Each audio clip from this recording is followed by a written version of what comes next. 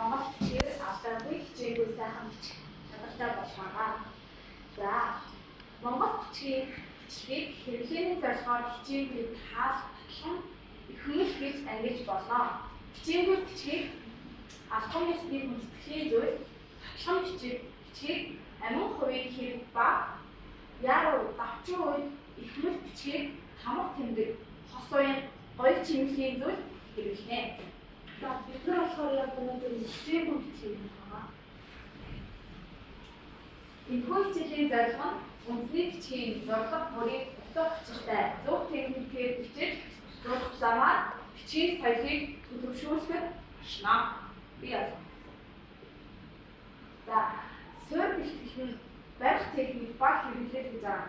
Сайхан бичгийг ингээд зөв сууд, зөв байдлаас хэлдэг. Одоо ингээд нуруу бүтээл ч юм уу те гар тохоогоо ширээн дээрээ тавихаас эхлээд эхнэ. Бичих хэрэгсэл нь болохоор эхлэн сурагчдад үзэг эсвэл бихэн үзэг илүү тохиромжтой байдаг. Усан үзэг эсвэл биеэр бичих дараагийн шатны урлагийг юм. Одоо нэг биеийн бичлэгийг уулын одоо биеэр бичдэг шиг цаасны байрлал цаасаа босоод чиглэл биеийнхээ яг төв хэсэг байрлуулна.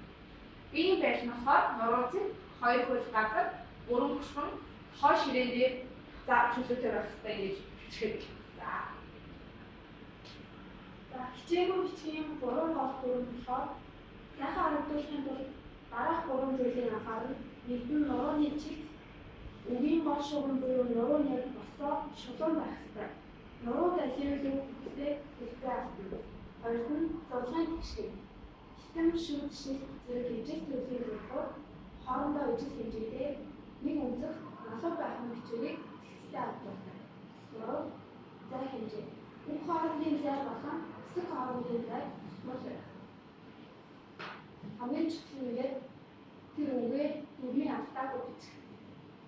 Одоо ингээд